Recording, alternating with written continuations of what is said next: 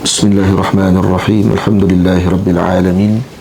Wassalatu wassalamu ala asyrafil mursalin sayyidina wa nabiyyina Muhammad ibn Abdullah Rasulil Amin wa ala alihi wa ashabihi wa man tabi'ahum bi ihsanin ila yaumiddin. Subhanaka la ilma lana illa ma 'allamtana innaka antal alimul hakim. Rabbi shrah li sadri wa yassir li amri wahlul 'uqdatam min lisani yafqahu qawli. Rabbi yassir wa la tu'assir, Rabbi tammim bi khair wa ba'd. Alhamdulillah, kita manjatkan tinggi syukur kepada Allah Subhanahu wa taala sekali lagi dapat kita bersama pada petang ini meneruskan bacaan kitab Al-Jawahir Al-Lu'lu'iyah fi Syarhi Arba'in An-Nawawiyah karangan Al-Imam Muhammad Al-Jurdani Ad-Dimyati radhiyallahu taala anhu. Kita sambung masih lagi pada penghujung hadis yang ke-9 di dalam matan Arba'in yang disebut oleh Nabi sallallahu alaihi wasallam, "Ma nahaitukum anhu fajtanibuh wa ma amartukum bihi fama amartukum bihi fa'tu minhu mastata'tum." Lagi? Betul? Fa inna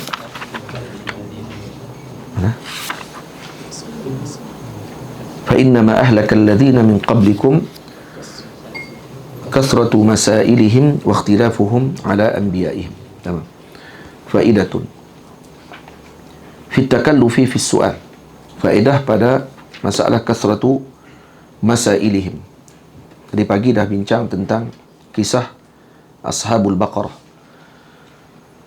Nah, ini malam petang ini kita sambung balik hadis tersebut pada faedah yang seterusnya disebut oleh Sidi Al-Imam Muhammad Al-Jurdani radhiyallahu taala anhu fi takallufi fi su'al. Ini berlebihan dalam soalan. Rawal Bukhari, diriwayatkan oleh Imam Al-Bukhari, anna Muawiyah kataba ila Al-Mughirah bin Syu'bah. Sayyidina Muawiyah bin Abi Sufyan telah menulis surat kepada Sayyidina Mughirah ibn Syu'bah. Uktub li syai'an sami'tahu minan Nabi sallallahu alaihi wasallam. Tolong tuliskan kepada aku sesuatu yang telah kamu dengar daripada junjungan besar Nabi kita Muhammad sallallahu alaihi wasallam. Fakataba ilaihi. Maka Sayyidina Mughirah ibn Syu'bah lalu membalas kembali surat tersebut menyebut, sami'tu an-nabiyya sallallahu alaihi wasallam yaqul, aku telah mendengar junjungan besar Nabi kita Muhammad sallallahu alaihi wasallam menyebut, inni akrahu lakum salasa, aku tidak menyukai dan aku membenci terhadap kalian dengan 3 perkara. Maksudnya Nabi kata tak suka kalau dilakukan perkara ini kepada para sahabat dan juga kepada kita semua. 3 perkara. Apa dia? Qil wa qal. Qila wa qala. Ada riwayat yang disebut al-qilu wal qal. Jadi fa'il, jadi isim. Qila wa qala, maksudnya itu kata itu telah berkata dia. Maksudnya menyebutkan sesuatu dan menyandarkan ataupun menyebarkan sesuatu dengan sekadar mendengar. Sebab itu disebut dalam hadis Nabi sallallahu alaihi wasallam yang lain, Nabi kata, kafa bil mar'i kadhiban an yuhadditha bi kulli ma sami'. Cukup seorang tadi dianggap sebagai penipu kalau semua yang dia dengar dia sampaikan. Sedengar sikit saja terus cerita ke orang. Sedengar saja terus disebarkan dan disebutkan tanpa dipastikan terlebih dahulu adakah perkara tadi betul ataupun tidak. Dipastikan sama ada berita yang disampaikan, cerita yang disebutkan tadi, adakah ianya benar ataupun tidak benar. Ini qil wa qal. Qil wa qal juga boleh jadi dengan sebab kerana terlalu banyaknya perdebatan. Kata ini, kata itu. Macam tu. Jadi, ini dibenci oleh Nabi sallallahu alaihi wasallam. Yang kedua, idha'atul mal, iaitu membazirkan harta. Yang ketiga, kasratus su'al. Yang ketiga, membanyakkan soal. Yakni takalluf fi su'al. Tanya perkara benda yang tidak berhajat dan tidak memerlukan perkara tadi untuk ditanya. Ini ada seorang alim, Al-Imam Abdul Fattah Abu Ghuddah rahimahullahu ta'ala, adakah satu risalah yang sangat bermanfaat untuk para penuntut ilmu baca dan teliti, iaitu kitabnya Manhajus Salaf fi Su'ali 'anil Ilm. Manhaj para ulama salaf dalam bertanya berkenaan dengan ilmu. Itu kitab tu ada risalah yang penting, macam mana adab para ulama salaf dalam bertanya, para sahabat Nabi ridwanullah alaihim ajma'in dalam pertanyaan mereka kepada Nabi sallallahu alaihi wasallam. Dan di situ disebut ada adabnya, cara nak bertanya soalan dan seumpama. Syekh Abul Huda Yaqubi rahimahullah, syekhuna, guru kami Maulana Syekh Abul Huda Yaqubi, juga ada buat satu khutbah. Tajuk khutbahnya Adabus Su'al, adab bertanya. Itu saja. Buat khutbah Jumaat. Cara bertanya, adab bertanya. Syekh Abul Huda dulu ada keluar dalam Nasimus Syam.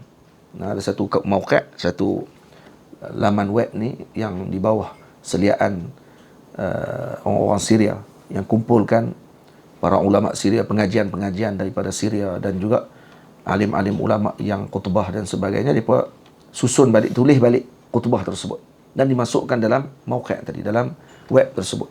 Nama web tu Nasimus Syam. Jadi saya selalu tengok web tu. Dalam tu ada petikan-petikan ataupun PDF yang sebutkan tentang khutbah Maulana Syekh Abul Huda Yaqubi hafizahullahu ta'ala. Tajuk khutbah dia bagus-bagus. Kita nampak benda kecil je, tapi bila dibaca, benda tadi penting. Adabus su'al, adabut tariq, adab kita di jalan. Bukan adab tariq ilallah ni, adab di jalan ni. Siapa nak bagi salam kat siapa? Kalau naik kereta besar dengan kereta kecil, nak bagi jalan siapa dulu? Kalau orang naik gerek, basikal, naik motor, kita naik kereta, kita nak dahulukan siapa untuk diberikan jalan dan seumpamanya. Jadi diajarkan adab tadi sesuai dengan apa yang kita hidup pada waktu sekarang, dengan waqi' yang ada sekarang. Kemudian adabu al-jawwal, adab telefon pun ada juga. Adab nak bertelefon, nak cakap dalam telefon, macam mana adab dia. Kalau kita telefon orang macam mana, kalau telefon para ulama macam mana, semua disebutkan oleh beliau dalam risalah tersebut, dalam khutbah Jumaat beliau. Jadi soalan, kasratus soal, membanyakkan soal tanpa faedah, ini tidak memberikan kebaikan. Malah ia akan membawa kepada keburukan dan juga membawa kepada berlebih-lebihan. Islam tidak menghalang untuk bertanya, tapi pertanyaan tadi mestilah yang digunakan pada jalan Allah Ta'ala, dan tujuan soalan tadi adalah untuk mengeluarkan seorang daripada kejahilan dan juga untuk memberikan kepada seorang tersebut panduan baginya untuk beramal. Ada satu kitab, kitab saya ada di sana, di rumah sana, dalam maktabah. Kitab tentang soal jawab yang ditanyakan kepada Sidi Abdul Ghani Nabulsi radhiyallahu ta'ala anhu, dan dijawab oleh beliau. Ada 161 soalan pelik-pelik, soalan yang pelik-pelik dalam tu, tapi dijawab oleh beliau dengan hadis, dengan Al-Quran, dengan hujah yang Masya Allah tabarakallah. Itu ditanya oleh seorang alim kepada beliau, dan alim tadi tak sempat hantar surat tadi kepada beliau, meninggal. Jadi bila Sidi Abdul Ghani Nabulsi sampai di tempat si alim tersebut, dikeluarkan balik surat tadi oleh anaknya. Itu helaian kertas yang ada soalan-soalan yang telah ditulis oleh ayahnya alim tersebut untuk menghantar kepada Sidi Abdul Ghani Nabulsi. Jadi Sidi Abdul Ghani Nabulsi meraihkan soalan tersebut walaupun yang bertanya telah wafat. Lalu beliau jawab soalan tadi dan dikeluarkan kitab. Kemudian ada satu lagi kitab dikarang oleh Syekh Syarif Hatim Auni. Ada satu kitab bagus. Di belakang tu ada, namanya Limaza. Tajuk dia kenapa. Dan tu jawab kenapa macam ni. Kalau orang tanya kenapa, semua dia jawab dalam tu. Soalan-soalan yang pelik-pelik, yang rare-rare, yang selalu orang duk tanya tu, dijawab oleh beliau dengan jawapan yang tuntas. Tamam. Ada satu kitab lagi, tajuk dia apa dia? Saya ingat seorang ulama India tulis, jawab soalan juga, benda-benda yang orang selalu duk persoalkan, dijawab oleh beliau juga dengan faedah yang luar biasa. Juga Al-Imam Ibnu Imad Al-Aqfahsi radhiyallahu ta'ala anhu juga ada jawab ada buat buku soal jawab soalan-soalan yang pelik-pelik macam tu. Dijawab oleh beliau juga dengan jawapan yang luar biasa. Masing-masing ada faedahnya. Jadi kena baca dan kena belilah. Tapi banyak semua kitab-kitab tu kitab Arab. Kitab bahasa Arab. Baik. Ada seorang alim daripada orang putih, Jonathan C. Brown. Jonathan C. Brown, dia alim hadis. Ulama Islam kita lah. Tapi nama dia masih tak, nama dia bahasa Inggeris, masih lagi orang putih lah. Dia memang orang putih pun. Nama dia Jonathan C. Brown kalau tak silap, ke W. Brown, C. Brown. Jonathan C. Brown ini mengajar di Oxford ataupun di Cambridge kalau tak silap dia lah. Di Wales University, dan dia alim dalam hadis. Dia mengaji di Azhar dulu kalau tak silap dia belajar di Azhar, dan kemudian dia ada kitab tulis tajuknya Misquoting Muhammad, silap dalam quote. Misquoting Muhammad maksudnya kesilapan dalam memahami Nabi Muhammad SAW, memahami Islam. Dia tulis sebuah kitab yang menjawab segala persoalan yang selalu berlega dalam pemikiran orang-orang barat. Contohnya Nabi kahwin dengan Sayyidina Aisyah umur kecil. Macam mana, adakah ini dikira sebagai satu penindasan kepada anak-anak kecil dan sebagainya. Maka dijawab oleh beliau dengan jawapan yang tuntas. Bagus kitab tu. Saya pun ada kitab tu. Baca tak habis. Orang putih. Dia kena lambat sikit lah. Kan? Kita ni baca boleh, balah tak boleh. Kan? Kalau orang tanya, yang tahu yes and no. Itu ya. Kan?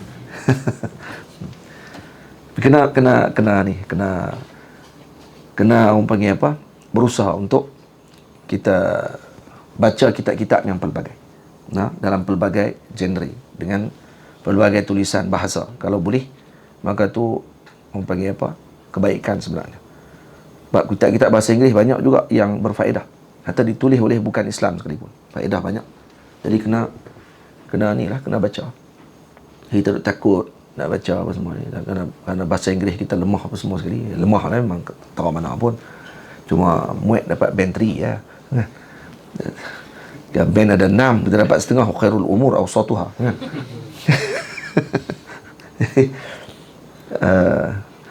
Kena belajar juga, kena berusaha untuk cuba faham dengan tulisan-tulisan tersebut.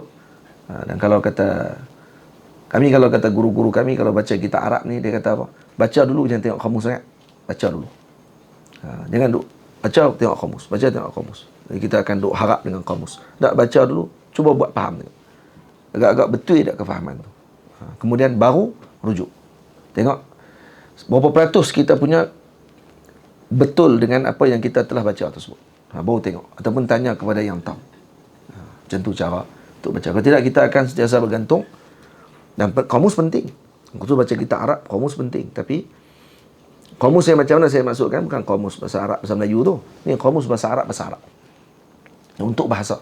Lepas tu kalau para ulama tulis kitab kamus dalam bilik ni dalam bilik sebelah ni, dalam ni ada lagi 6 ke 7 rak ni. Rak putih ni. Ada 6 lagi rak dalam ni. Ni pun maktabah juga dalam. Saya dulu tidur dalam ni lah. Tidur celah-celah kitab. Selama 10 tahun. Tidur celah-celah kitab lah. Ini satu-satunya bilik saya dalam rumah ni. Dengan anak, dengan isteri, dengan rumah semua tidur ni lah, bilik ni. Baik. Alhamdulillah lah, masih lagi badan nipih, boleh masuk celah-celah tu. Jadi, yang ni ada kitab Tajul Arus. Tajul Arus. Pergi ambil tak Tajul Arus? Dulu dia pun tak boleh masuk. Bilik mana boleh masuk ni haram. Dan ni dia pun boleh masuk lah. Tajul Arus tahu lah? Dah sana. Buka lampu. Kitab Tajul Arus, karangan Al-Imam Murtada Zabidi radhiyallahu ta'ala anhu. Kitab ni yang kata Syekh Ali Jumaah silap beli. Waktu mula-mula dia beli kitab. Waktu tu umur dia dalam 14 tahun kalau tak silap saya. Dia dengar kitab Tajul Arus, dia turun bawah nak pergi beli kitab Tajul Arus. Dia tengok kitab dia tebal. Harga dia $50 waktu tu. Ini Tajul Arus. Tajul Arus min Jawahiril Qamus, karangan Al-Imam Murtada Az-Zabidi radhiyallahu ta'ala anhu.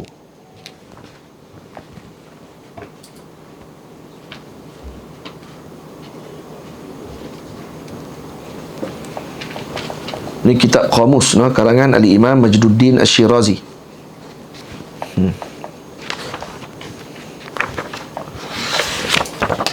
Ini kitab dia, Tajul Arus min Jawahiril Qamus. Ini kitab ni nama dia panjang lagi sebenarnya, tapi ni pengarang tulis sikit. Dalam ni mungkin ada kitab ni nama panjang. Ni kitab dia. Ni satu jilid, dia ada 10 jilid kitab ni. Ni Qamus. Qamus ada 10 jilid.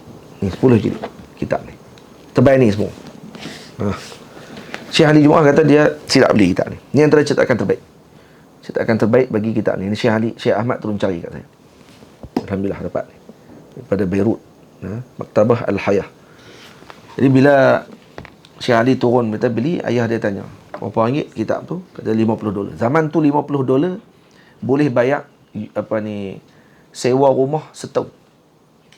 Sewa rumah setahun di Mesir. Kalau $50. Maksudnya mahal lah. Kan? Jadi dia beli kitab ni. Beli.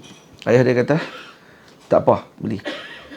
Akhirnya ayah dia kata, jangan beli kitab saja, makan sama. Bila nak makan, kalau duit $50 bagi, ayah dia orang kaya, bagi, kamu asyik beli kitab saja, bila nak makan. Kata dia, tak apa, beli juga kitab lah sekali. Akhirnya ayah dia tambah duit. Tambah lagi $50, kalau tak silap saya lah. Jadi $100 sebulan. Dia dapat duit kewangan daripada ayah dia untuk $50 tu untuk kalau dia nak. Dia memang orang kaya. Pada kecil ayah dia orang kaya. Kemudian 50 lagi beli kitab. Dan akhirnya kata dia $100 tu semua beli kitab. Lagi sekan lagi beli kitab. Dan waktu dia beli kitab ni, dia kata dia tersilap. Dia ingat ke kitab ni kitab tasawuf. Sebab dia duk cari kitab Tajul Arus karangan Imam Ibnu Athaillah. Tapi dia dengar Tajul Arus ya. Tajul Arus kitab ada di atas. Kitab Tajul Arus. Beli-beli tengok ni besar sangat pula dah. Balik-balik baca-baca rupanya lah kitab Qamus. Kitab lughah. Dan inilah mula berubahnya corak fikiran beliau setelah baca kitab ni.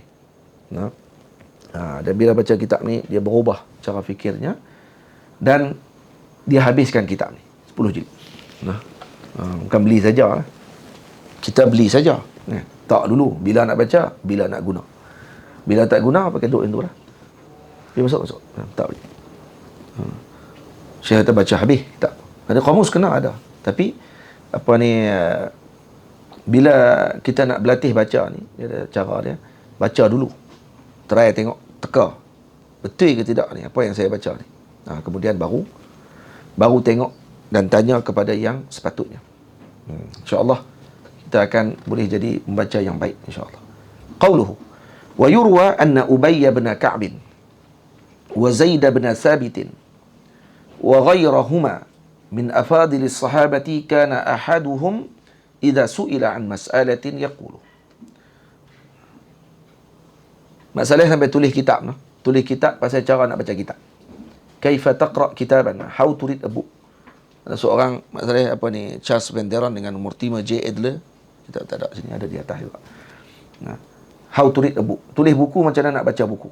Ada. Para ulama kita zaman dulu pun Islam ada tulis kitab macam tu. Tajuk saya lupa tajuk dia, tapi Imam Sambati Asy-Syafi'i radhiyallahu ta'ala anhu ada tulis cara nak baca kitab. Ada kitab dia. Saya dulu tak sini. Punya jumpa balik dah. Ada di atas kitab tu. Itu cara nak baca kitab. Cara nak baca kitab pun ada. Ada seorang Arab ada tulis juga kitab. Kaifa takunu qari'an najihan. Bagaimana kamu menjadi seorang pembaca yang berjaya. Lepas tu dia tulis kitab kedua. Kaifa takunu Allahumma salli ala sayyidina Muhammad katiban najihan, penulis yang berjaya pula. Ada 2 kitab. Yang ketiga pula dia tulis. Semua tiga-tiga saya beli. Kaifa takunu nashiran najihan. Macam mana nak jadi pencetak yang berjaya. Dia tukang cetak. Jadi dia pembaca, penulis dan tukang cetak sekali. Dia ada sifat-sifat, ada adab-adab dia. Ada tulis kitab, ada 3 silsilah kitab. Tu sampai macam tu sekali untuk baca saja. Jadi kena baca, kena membaca. Dalam Islam mula-mula turun Iqra. Tapi nak baca macam mana? Bismi rabbikal ladzi khalaq. Kena ada i'anah kena ada minta tolong dengan Allah Subhanahu wa taala. Dia ada kaedah baca dia ada ajak cara baca dia. Lepas tu dalam Islam kita ada mengaji kitab nahwu, Dalam tradisi kita ada nahu, ada saraf, ada balaghah, ada mantik, dan sebagainya. Untuk apa? Untuk menggabungkan cara baca tersebut. Jadi kita kata dah ada ilmu yang cukup untuk baca lagi tak apa pun. Kita akan tahu tulisan tadi betul ke tak betul. Kita akan tahu. Tapi kalau tak mengaji yang tu, maka kita akan jadi masih tahayyur.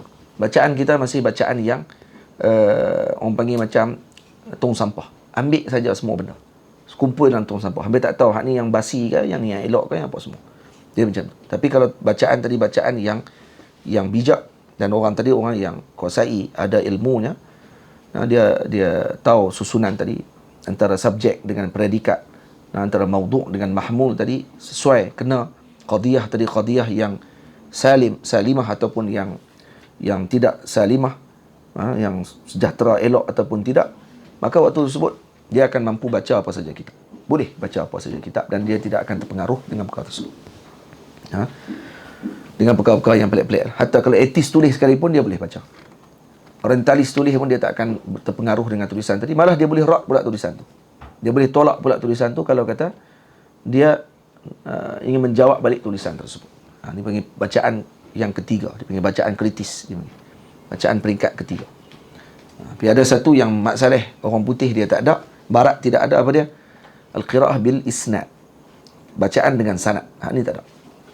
Bacaan dengan sanad. Tu satu lagi dipanggil bacaan dengan ambil daripada para guru. Tu sanad dah tu. Sanad dirayah dipanggil. Orang dia boleh baca kitab tapi dia tidak ada dirayah. Jadi dia tak ambil kefahaman daripada guru. Makanya dia duk ingat dia boleh nahu sarab. Dia boleh baca. Tak. Ada satu lagi. Yang peringkat keempat. Yang ni lagi tinggi. Apa dia? Qira'ah dengan as-sanad. Dengan sanad dan mengambilnya daripada guru dengan sanad dirayah. Dengan pengajian. Tamam. Baik. Contoh saya bagi. Contoh kalau qiraah dengan sanad ni. Masalah berkaitan dengan ni, bawah tengkok perempuan. Ni, dikira aurat ataupun tidak, bawah tengkok perempuan ni. Dibincang dan saya pernah tanya kepada sahabat saya, Ustaz Ahmad daripada Brunei. Dalam kelas kami di rumah Kedah di Hayu Ashir, di Hayu Sabi' di Mesir. Dalam kelas bacaan Fathul Qarib, beliau tanya dekat Syekh Ahmad Mamduh. Kata, Syekh, apa hukum ni wanita menutupi bahagian bawah tengkok dia ni? Ni ada dagu ni. Ni adakah termasuk di bahagian wajah ke atau termasuk bahagian tengkok yang wajib ditutup? Kalau dia masuk bahagian tengkok, maka wajib tutup. Kalau dia masuk bahagian wajah, maka maksud dia dimaafkan. Macam mana tu? Maka Syekh Ahmad kata, aku pun pernah tanya soalan tu kepada Syekh Ali Jumaah. Hak yang tanya tu aku tanya kat Syekh Ali Jumaah. Dan bila aku tanya kat Syekh Ali soalan tersebut, Syekh Ali pernah kata pula, aku pun pernah tanya soalan tu kepada Syekh Husaini Syekh. Ataupun Syekh Abdul Jalil Qaranshawi rahimahullahu ta'ala. Ini Syafi'i Saghir di Mesir dulu. Guru kepada Syekh Ali Jumaah. Jadi soalan tu soalan musalsal. Soalan tu bersambung. Anak murid tanya kat Tok Guru. Tok Guru pun pernah tanya kat Tok Guru dia. Tok Guru pun pernah tanya kat Tok Guru dia. Ini bersambung soalan dia. Jawapan dia pada Syekh Ahmad kata apa? Syekh Ahmad kata yang ni tu sanad. Soalan tadi dan kemudian jawapan dia dengan sanad juga. Apa dia? Kata beliau, di bawah ni kalau mengikut yang disebut oleh Maulana Syekh Abdul Jalil Qaranshawi, kalau ketika salat maka sebaiknya ditutup kerana dibimbangi kalau tertarik kain tadi akan nampak tengkok dan akan membatalkan salat. Di luar salat, kata dia, diringankan kepada wanita. Jangan diberatkan kepada mereka untuk menutup sampai ke hujung ni. Kalau mereka pakai di bawah ni pun tidaklah menyebabkan mereka menjadi ahli maksiat. Dan itu dimaafkan. Tidak ada masalah, kata dia. Jangan menyusahkan. Kata Syekh Abdul Jalil Qaranshawi rahimahullahu ta'ala, Syaikhu masyayikhina, guru kepada guru-guru kami di Al-Azhar Al-Syarif yang digelar Syafi'i Saghir. Nampak? Itu jawapannya. Lepas tu baju lelaki, orang lelaki kalau dalam kitab fiqh disebut apa dia? Sebut seluruh tubuhnya adalah aurat. Kecuali yang boleh zahir. Apa dia? Tengkok, ni, rambut, muka, tangan. Yang ni yang wajib tutup sebenarnya. Hatta kalau lelaki wajib ni tutup ni. Kalau pakai baju tangan pendek macam mana? Dia tanya kat Syekh Ahmad. Syekh Ahmad kata, yang tu pun jangan diberatkan. Yang penting jangan buka baju je depan orang perempuan. Ini masalah kadang orang tak erti hukum ni. Dia ingat aurat dia antara pusat dengan lutut saja. Aurat pusat dengan lutut, pada baca kitab. Dia kata aurat lelaki pusat lutut, dia terlupa nak baca. Ada dalam kitab juga. Nah, aurat lelaki di depan wanita ajnabiyah adalah seluruh tubuhnya. Bukan pusat lutut, seluruh tubuhnya. Jadi tak boleh orang lelaki duk keluar rumah tak pakai baju. Di taman. Duk kat taman dengan orang ramai, keluar rumah tak pakai baju. Tunjuk pusat kat bawah. Tak pula kerusi, bulan tak puasa, minum kopi, sambil duk tunjuk. Perut besar kata, six pack kan. Satu pack pun tak. Kan? Duduk kat depan. Terbungkang depan macam tu. Pakai kain pelikat pula. Tarik naik sampai ke atas lutut. Sikit lagi je nak nampak menetang tu. Duduk. Tenang, dia kata dia. Haram hukum ni, haram. Tunjuk badan kat orang yang bukan ajnabi kita. Yang ajnabiyah. Bukan mahram kita. Haram hukum ni, tak boleh. Ni kena bagi tambih. Main bola, main apa semua, habis main bola buang baju, duduk kat padang, orang perempuan duduk lalu. Haram hukum dia. Kena reti hukum. Ni pakai hantam ikut dannya. Baik. Wa qawluhu, baik, kata ni yurwa anna Ubay bin Ka'b wa Zaid bin Thabit wa ghayrahuma min afadil as-sahabati kana ahaduhum idza su'ila an mas'alatin yaqul awaqa'at hadhihi. Diriwayatkan bahawa Sayyidina Ubay bin Ka'ab dan juga Sayyidina Zaid bin Thabit dan selain dari kalangan mereka di kalangan para sahabat yang mulia. Ni Sayyidina Ubay, Sayyidina Zaid, ini adalah kibar sahabah, ulama di kalangan sahabat. Kalau ditanya kepada mereka tentang soalan satu masalah, maka mereka akan tanya, awaqa'at hadhihi, benda tadi dah berlaku ke tak? Tu dia bertanya dulu. Soalan yang ditanya tu, berlaku tak lagi benda tu? Fa in qila na'am qala fiha bi'ilmi. Kalau dikatakan ya dah berlaku perkara tersebut, maka mereka menjawab, dia akan jawab dengan ilmu mereka. Au ahala ala ghairihi, ataupun mereka akan, kalau tak boleh jawab, dia akan kata pergi tanya dekat fulan, dia lebih tahu tentang masalah tersebut.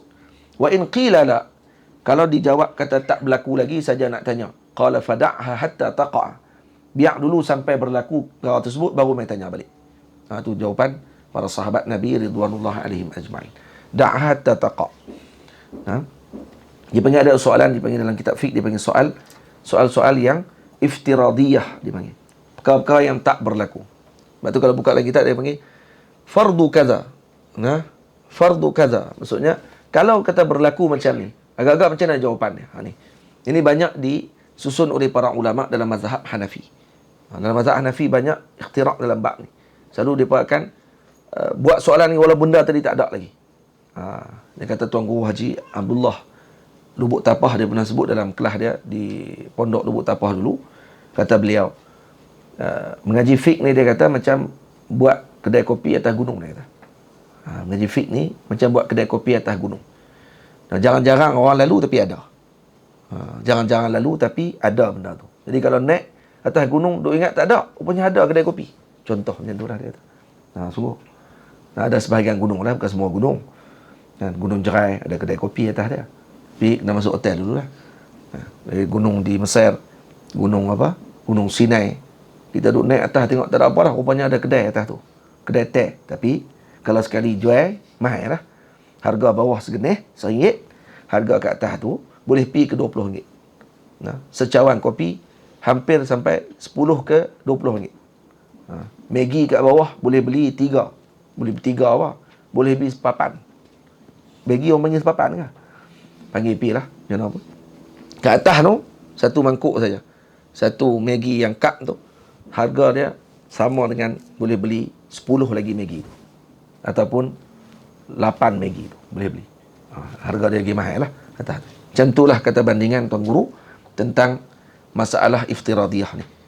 Dia jarang-jarang berlaku, tapi kalau jumpa, mahal. Qauluhu.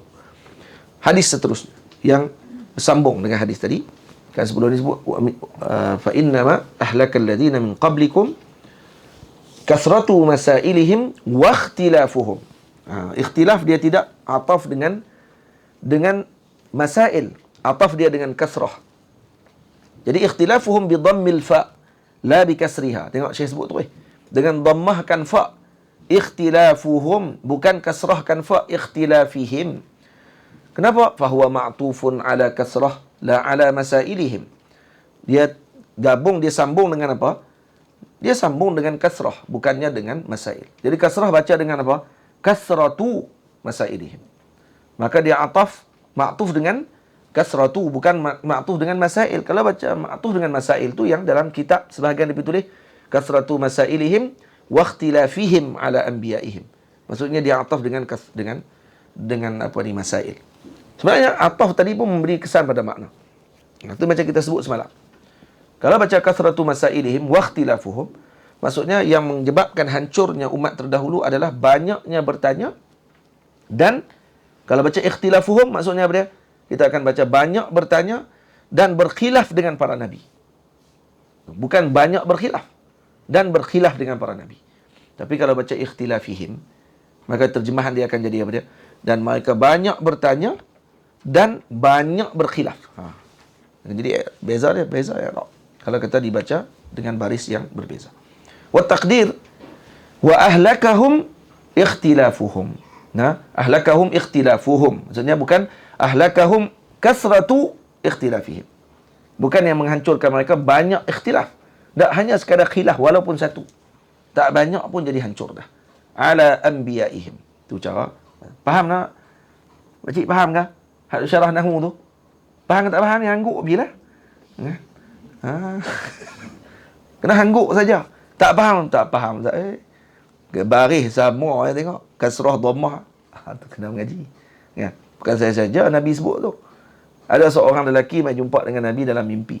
Saya terlupa mimpi. Selalu saya cerita tapi saya terlupa. Kitab tu ada sini. Tak tahu. Kitab tu ada kat atas. Kitab. Di sini ada banyak maktabah. No? Sini. Di Zawiyah ni ada banyak maktabah. Sini maktabah. Tu kitab belambawan. Ni semua kitab saya ni. Nanti di tu masjid tingkat atas maktabah juga. 60 kali 60. Dia punya keluasan dia. 60 kaki kali 60 kaki. No? Lepas tu dalam tu pun ada lagi 2 tingkat dalam tu maktabah. Dia akan buat 1 tingkat lagi. Yang kita boleh berjalan. Dia macam balkoni. Dalam tu insyaAllah. Kalau ni lah. Kalau jadi lah. Imam tak jadi lagi. Kok engineer kita tak boleh buat Azad saya buat pala pula kan. Atas tu pun ada maktabah juga besar. Tengok besar mana masjid tu. Dia kecil sikit je maktabah. 60 kali 60. Lepas tu atas tu. Atas rumah sebelah. Pun ada maktabah juga. Atas tingkat 2 maktabah. Semua. So dia ada 3 bilik. Untuk anak-anak. Yang lain seluruhannya maktabah. Itu jadi tempat tidur saya lah ni. Tak ada tempat yang paling indah. Mereka di situ. Naik-naik. Itu duduk situ. Kaca kita tidur. Dia rasa sedap. Saya tak pernah tidur atas kerusi. Sepanjang duduk di Zawiyah saya tak pernah ni. Atas kerusi ni tak pernah tidur saya. Tapi di atas tu saya boleh tidur. Sedap sungguh tidur di situ. Atas tu maktabah. Situ tu pun tak habis lagi kitab. Dalam tu baru 15 rak ni. Ada 15 rak. Baru 30 kotak kitab. Ada lagi hampir 60 kotak kitab lagi. Ada di rumah jiran sebelah tu. Kitab saya bawa balik ada dekat 100 kotak. Satu kontena. Daripada Mesir 16 tahun duduk sana. Jadi satu kontena kitab. Tapi ada lagi masih tak keluar lagi sebab tak ada tempat nak letak dah kitab. Jadi duduk di rumah jiran. Alhamdulillah jiran saya Pak Langcan, hak duduk mayang tiap malam, hak mai ke sini tu. Tu tarawih tu nak jenggot putih, rambut putih tu. Dia rumah dia lah. Tempat saya letak kitab saya. InsyaAllah dalam beberapa hari lagi kalau sampai rak baru pindahkan pula kitab tu. Pimai Ramadan ni santri pun duk harap selepas tu lah. Teruk nak angkat kitab tu. Baik. Kena ni apa ni kena bagi faham. Kalau tak faham hangguk dulu. Kalau tok guru tanya faham? Faham. InsyaAllah nanti faham. Kalau kita tak faham, cucu kita faham nanti insyaAllah. Anak kita faham nanti insyaAllah. Ala anbiya'ihim. Nah, mereka berkhilaf dengan para nabi mereka. Ai isyanihim alaihim. Maksudnya bitafarruqihim fid din wa taqasumihim fihi. Jadi dengan sebab mereka melakukan maksiat kepada para nabi dengan apa? Dengan memecah belahkan mereka dalam agama dan kemudian bertengkar dengan para nabi. Mereka suka bertengkar dengan nabi. Dan ini berlaku pada umat sekarang. Mereka suka bertengkar dengan para pewarisnya nabi. Yang Nabi sebut al-ulama warasatul anbiya fa innal anbiya lam yuwarithu dinaran wala dirhama walakin warasul ilm faman akhadhahu faqad akhadha bihadzin wafir. Jadi mereka berkhilaf dengan para pewaris nabi pula zaman lah. Nah, pewaris nabi. Atau lebih berat lagi daripada tu, ada sebahagian mereka yang kebodohannya di kemuncak. Nah, ni ajaib betul. Saya pernah baca satu kitab. Dia boleh tulis dalam kitab tu, dia kata apa ni, yang penulis ni sebut, kami pernah bertemu dengan seorang pemuka itulah W ni, kan? WWE, kan? Kami pergi jumpa dengan dia dan tanya dekat dia, mengajar di madrasah apa ni, Sa'ad bin Ubadah kalau tak silap di Jordan.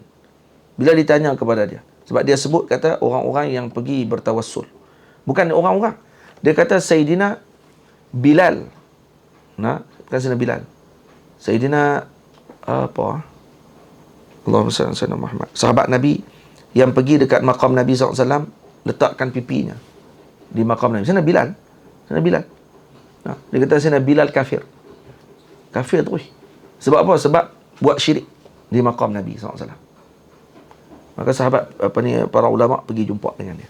Yang kamu sebut macam tu dekat Sayyidina Bilal. Sayyidina Bilal tu sahabat Nabi. Nah, kamu nak kata Sayyidina Bilal buat syirik? Dia kata, ya syirik. Kenapa? Kerana buat benda yang macam tu, dia kata. Baru disambung. Lau kana Muhammad bin Abdullah fa'ala zalik laqad kafar. Kalau Nabi Muhammad buat macam tu pun Nabi kafir. Tu dia lah. Nampak tak dia punya tahap gaban punya kebodohannya. Kalau Nabi Muhammad buat, jadi syariat lah, bodoh. Tak, dia kata kalau Nabi Muhammad pun jadi kafir juga. Kalau Nabi buat, jadi syariat lah. Ni dia boleh pergi kata Nabi pun boleh jadi kafir kalau buat macam tu. Allah kata. Tu kata bodoh kena simpan sikit kat anak cucu. Kata, jangan pergi sorang-sorang. Dia kata, orang pergi kampung sorang-sorang. Dia teruk, nampak. Itu berlaku. Ada dalam sejarah. Jadi, bukan orang lama pun, baru-baru ni je. Kal Yahudi amarahum Musa alaihi salatu wassalam an yatafarragu lil ibadati yaumal jumu'ah wa akhbarahum bi fadlih. Tengok, seperti Yahudi, tengok. Nabi Musa mengarahkan mereka untuk menumpukan pada ibadah pada hari Jumaat. Jumaat jangan buat apa, kata Nabi Musa. Hari Jumaat jangan buat apa. Tumpu dengan ibadah. Dan Nabi Musa memaklumkan tentang fadilatnya, kelebihannya, melaksanakan ibadah pada hari Jumaat. Fa abau illa ta'ifatun minhum. Tamam? Illa ta'ifatan minhum. Maka mereka mengingkari perkara tersebut, melainkan ta'ifatan minhum, sebahagian saja di kalangan mereka yang mengikuti arahan Nabi Musa. Wa qalu la nuridu yaumal jumu'ah wa nuridu yaumas sabti. Tengok Allah, Nabi Musa kata hari Jumaat tumpu dengan ibadah, kelebihannya sekian-sekian. Depa komplain pula, kata tak, kami tak mau Jumaat, kami nak Sabtu. Nah. Oh, kau ajak betul, no? Hak jenis ni tak boleh bincang. Macam mana sabarnya Nabi Musa AS berhadapan dengan puak macam ni. Nah, ini sabar sungguh. Sebab tu Nabi Musa peringkat nombor 3 selepas Nabi Ibrahim AS. Kesabaran dia dengan kaum dia. Kita ni kalau kata orang ni macam anak murid komplain Tok Guru ni. Tok Guru kata kelas kita esok ada, insya-Allah pagi subuh. Anak murid kata tak boleh kot. Tak boleh tukar ke tengah hari sikit? Letih oh. Kalau kita nak agak-agak jadi orang, tak haram dia ni. Tak lagi keluar habis semua tomai-tomai kot, walaupun tak ada kan. Seru lagi. Keluar tomai daripada seruan lagi, macam mana? Ni yang berlaku. Dia tak boleh komplain Nabi Musa. Nabi Musa tak mandi dengan mereka. Tak mandi dengan mereka, mereka komplain. Sebab umat Nabi Musa boleh mandi sama-sama. Bukan sama-sama tu lelaki perempuan, tak. Lelaki dengan lelaki, perempuan dengan perempuan. Mandi telanjang, boleh. Umat terdahulu. Ni bukan syariat kita lah. Buat syariat kita pula, macam boleh no. Dengar tak habis. Dia pergi mandi sungai. Oh Allah, balik pondok pula tu. Allah huduhnya, ya Rabbi. Kan? Kita tak boleh lah. Ni umat terdahulu. Mereka boleh mandi sama-sama dalam spa. Dalam bilik mandi tu. Boleh mandi laki-laki sama laki-laki, perempuan dengan perempuan. Boleh. Jangan tak boleh tampakkan lah. Laki sama laki, perempuan dengan perempuan. Nabi Musa tak pernah mandi dengan mereka. Hadis dalam Sahih Bukhari. Nabi Musa tak pernah mandi. Nabi Musa akan mandi seorang-seorang di Sungai Nil. Jadi kalau Nabi, lepas tu mereka bincang. Kenapa Nabi Musa tak mandi dengan kita? Bincang. Kalau kita nak bincang apa? Kalau orang besar-besar tak main duduk dengan kita, tak main mandi dengan kita, apa masalahnya? Dia tak bincang, awak raja tak nak mandi depan kita. Sultan ni. Dia berhenti arenar tak Sultan ni. Orang nak bincang tu. Tak ada kerja. Sampai macam tu dia berbincang. Akhirnya satu hari Allah Ta'ala berkata, tahu dia berkata, bukan dia berbincangnya. Kata ni mesti ada masalah. Masalah pula. Mesti ada masalah. Mesti telur besar. Ada sungguh. Ni bukan buat lawak ni. Dia kata telur besar. Punya kurang ajar dengan Nabi sampai tahap macam tu. Dia kata ni mesti ada masalah ni. Orang panggil apa? Kenapa? Pasang surut. Pasang surut kot ni. Kena penyakit telur besar. Usus masuk dalam kantung. Dia kata hak ni bah, sebab dia. Dia punya kurang ajar. Satu hari Nabi Musa mandi di tepi sungai Nil. Nabi Musa letakkan borang kain dia. Kain Nabi Musa mandi, naik mandi dan kemudian letakkan kain atas batu. Batu tu lari. Hak batu tu lari, bangun, batu tu bawa lari kain. Nabi Musa tengah duduk mandi pula tak pakai kain. Ini sunat pula dah. Harus kata ulama mandi tidak berpakaian. Harus. Kalau kata orang tu mandi tak ada kain pesan, masuk dalam bilik air mandi sorang-sorang dia lah, tak ada kain pesan apa. Apa hukum dia? Hukum dia harus. Cuma makruh tengok kemaluan. Mandi saja harus. Bukan mandi pun boleh tengok semua. Tak makruh tengok kemaluan. Harus mandi dalam keadaan tidak berpakaian. Memang. Ini mandi kan jubah-jubah pula kan. Jubah sorban punya warak kan. Jubah sorban kali dengan purdah-purdah mandi punya warak. Baik. Jadi Nabi Musa bila tengok batu tu lari, baginda Musa AS lompat naik atas tebing, tak pakai baju ubah lah. Dah tak ada orang. Lari waktu tu. Ligan batu tu. Batu tu pula lari depan hak puak duk kata tu. Memang sengaja pun. Allah Ta'ala atur benda tersebut. Lari depan puak tu. Lari depan puak tu. Nampak kata, tak ada masalah apa. Tak ada masalah apa. Nabi ni sebaik-baik, secantik-cantik manusia. Yang Allah Ta'ala jadikan. Setiap Nabi adalah secantik pada waktu tersebut. Jadi Nabi Muhammad cantik lebih pada semuanya. Daripada seluruh alam. Tak ada siapa yang lebih cantik pada Nabi SAW. Atau daripada Nabi Yusuf AS. Jadi bila mana batu tadi dah melaksanakan tugas dia, batu tu pun berdiri, tutup Nabi Musa. Batu tu besar maksudnya.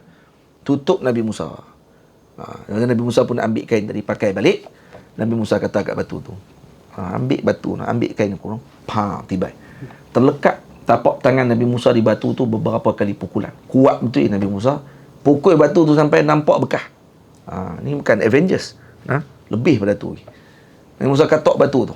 Ambil kain bukan cakap Melayu lah, bukan cakap Kedah. Tibai. Macam tu. Masya-Allah. Sampai terlekat tangan. Dan katanya batu tu masih ada. Hasil tangan Nabi Musa tu masih ada kata batu tu. Tapi di mana saya tak ingat dah. Ada. Saya ada satu kitab. Nama kitab tadi Sirah Nabiyyin wal Mursalin. Dan tu ada gambar lagi. Tempat-tempat Nabi pernah singgah. Nabi Ibrahim pernah duduk bawah batu, pokok mana. Ada di maktabah. Di atas. Ada satu kitab. 5 jilid kitab. Tempat turun Nabi Adam katanya di gunung dekat dengan India. Masih ada sampai di atas gunung. Nabi Adam katanya pernah turun situ. Tapak kaki saja besar orang. Tapak kaki dia panjang besar. Ada tapak kaki atas tu. Tapi dia buat kuil. Dia buat kuil atas tu. Ada gambar lah, tapi tak tahu betul ke tak tu tempat turun Nabi Musa, Nabi Adam AS ataupun tidak. Baik. Itu cerita dia. Punya jahat depa ni sampai tengok bab ni pun nak komplain. Fasyaddadallahu alaihim, maka Allah Taala memberatkan mereka, wa harrama alaihim saydas samaki fihi, maka Allah mengharamkan mereka untuk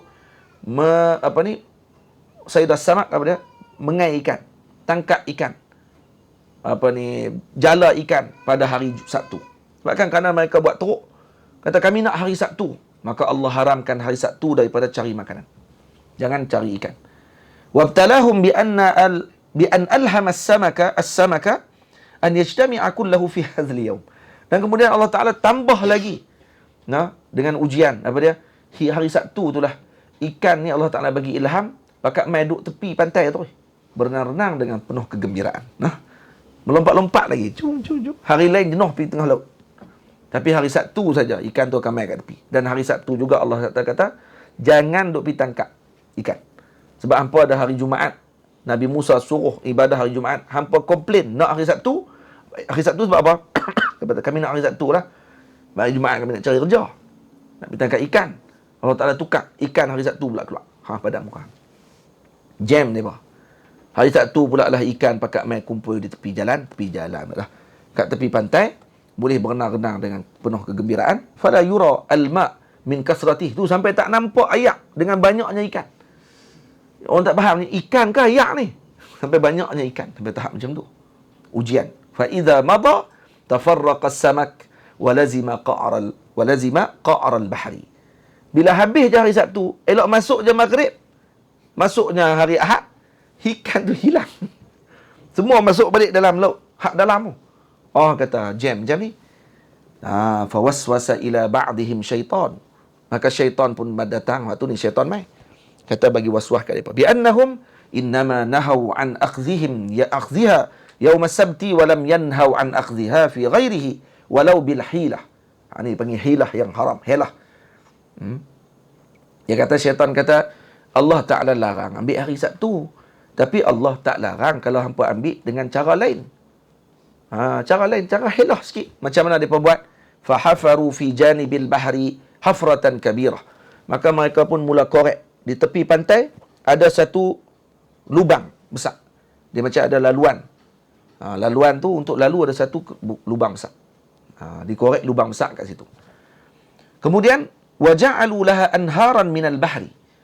Mereka buat macam ada sungai besar daripada laut. Fa'idha kanan aisyatal jumu'ah, bila petang Jumaat, fatahu tilkal anhar. Muka petang Jumaat, sebelum nak masuk saja tenggelam matahari, nak masuk hari Sabtu, dia pun akan buka sungai tu. Sungai tu bersambung dengan laut. Tamam? Fayaqbalul mawj bil hitan ila al-hafrati fayaqa'u fiha wa la yaqdiru 'ala al-khuruj minha. Maka ombak pun tolak ikan dah masuk malam Sabtu tu. Ombak tolak ikan masuklah dalam sungai yang mereka buat tadi, masuk dalam kolam yang telah mereka buat perangkap tadi. Mereka comel. Syaitan kata, yang tak boleh pergi tangkap hari Sabtu. Tapi kalau korek hari Jumaat, lepas tu buka sebelum Sabtu, ikan tolak masuk dalam tu, hari Sabtu jangan duk ambil, pergi ambil hari Ahad. Comel tak? Kemah ni. Kata kemah juga no. Nama pun Iblis. Iblis kan cerdik.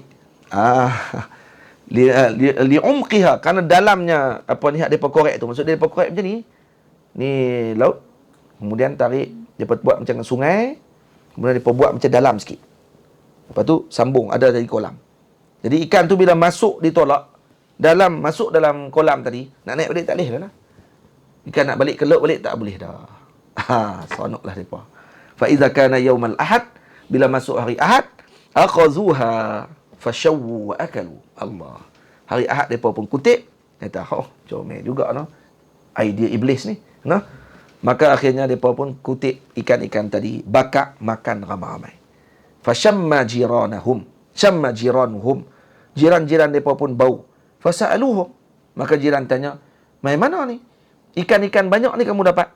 Fa'akhbaruhum bilhilah. Maka mereka pun beritahu, ni cara dia. Dia nak dapat ikan. Ni cara. Kena bijak, no? Baru rancak, kata dia. Faqalu innallaha mu'adzibukum.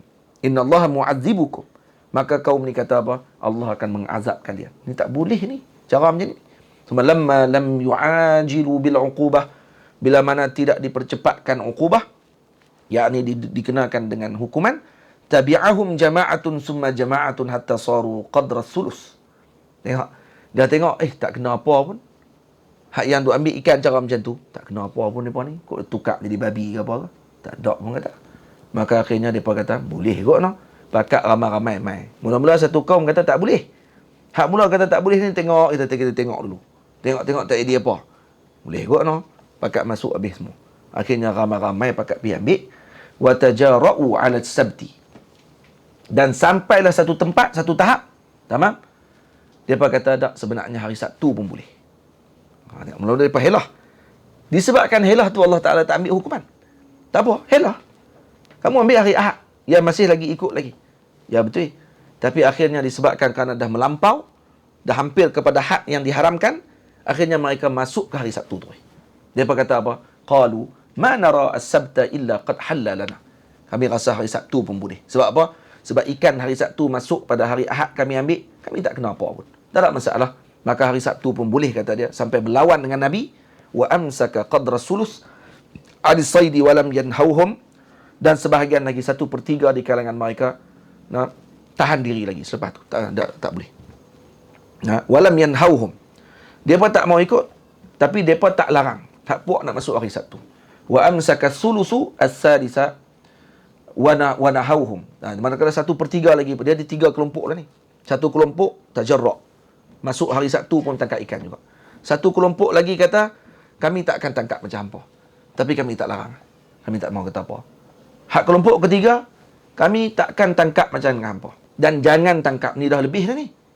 Hari Sabtu kita buat helah macam tu pada hari Sabtu, hari Ahad kita pergi ambil tu tak apa lagi, Allah Taala tak hukum lagi. Ni dah melampau kata dia. Summa la'anahum Dawudu fi zamani. Kemudian dilaknat oleh Nabi Daud alaihi salam pada zamannya. Maksudnya lama ni. Lama peristiwa ni berlaku ni, bukan pada zaman Nabi Musa. Nabi Musa larang, depa langgap zaman Nabi Musa, berlaku peristiwa tu sampai zaman Nabi Daud. Maksudnya depa tak ambil hukuman. Sampailah dah lama sangat dah duk buat kerja jahat ni, duk buat helah ni, akhirnya sampai tajarra' ila yaumis sabt. Masuk sampai hari Sabtu pun depa kata tak apa. Tapi sebahagian kaum larang, sebahagian lagi kaum tak larang, tapi depa tak buat benda tu. Maka akhirnya sampai zaman Nabi Daud melaknat mereka, wa ghadiballahu alaihim famasaqahum qiradatan wa qanazir. Maka ketika tu Allah murka dengan mereka dan ditukarkan mereka tadi menjadi kera-kera dan juga babi-babi. Yang kita baca semalam dalam surah Baqarah. Wa kadza as-sulusus sakit ala khilafi fihi. Begitu juga dengan 1/3 yang diam, tak tegak. Yang ni pun ditukar jadi babi juga. Ditukar jadi kera juga. Sebab apa duduk diam, jadi babi sekali. Wa makasu kadzalika salasata ayyam summa halaku. Kemudian mereka duduk hidup 3 hari saja. Jadi bukanlah kera-kera yang duduk ada lah ni, hidup pergi sepak kera tu pula. Bila aku geram kera ni, kata, hang dulu ni duk makan ni kan, kera pun peling. Kata, main mana ni kata. Aku ada sebelum depa lagi. Keturunan dia ada sebelum pok tu lagi. Babi pun sama jugalah. Babi walaupun duk menyonda-nyonda pun, kita jangan duk pergi sepak dia. Kena sama. Tak kaitan dengan tu. Depa ni jadi babi, jadi kera je. Lepas tu mati 3 hari. Lepas 3 hari mati semua. Tu. Bukan ni kita duk pergi syarah pula kata ni dah babi-babi dan kera yang duk adalah keturunan pok-pok tu lah tu. Jadi kita boleh hapuskan mereka. Ya boleh untuk bunuh mereka, tidak ada masalah. Kera hukumnya harus, kalau kata dia mengganggu tanaman dan seumpamanya. Khinzir hukumnya adalah juga harus dibunuh. Harus dibunuh. Haruskah wajib? Haruskah wajib? Haruskah wajib dalam kitab apa ni Alif? Dalam Kasyif itu saja? Tak baca, kan? Tak ulang kaji. Anjing ada berapa jenis? Anjing ada 3. Ada satu yang wajib bunuh ke? Wajib bunuh pun ada, yang harus bunuh pun ada, yang tidak boleh bunuh pun ada. Hadzal haditsu min jawami'il kalim. Hadis ini termasuk daripada jawami' kalim wa qaidatin azimatin min qawaidid din, dan ini adalah kaedah yang agung dalam agama. Wa fihi isyaratun ila wujub ittiba'ihi sallallahu alaihi wasallam. Yang sini menjadi isyarat kepada wajib mengikuti Nabi sallallahu alaihi wasallam, wa taslimi ma jaa bihi min al-ahkami min ghairi mu'aradatin, dan menyerahkan apa yang datang daripada Nabi tanpa bercanggah dengan Nabi sallallahu alaihi wasallam. Rawahul Bukhari wa Muslim rahimahumallahu ta'ala. Amin. Amin ya rabbal alamin. InsyaAllah malam ni kita akan sambung pada hadis yang ke-10. Al-halalu, disebut sini al-halalu sababun li ijabati du'a wa aklul harami yamna'uha. Perkara halal itu menyebabkan doa kita dimustajabkan, dan makan yang haram itu menghalang daripada doa dimustajabkan. InsyaAllah malam ni kita akan mula baca hadisnya. Wa sallallahu ala sayyidina Muhammad wa ala alihi wa sahbihi ajma'in. Walhamdulillahi rabbil alamin. Assalamualaikum warahmatullahi wabarakatuh.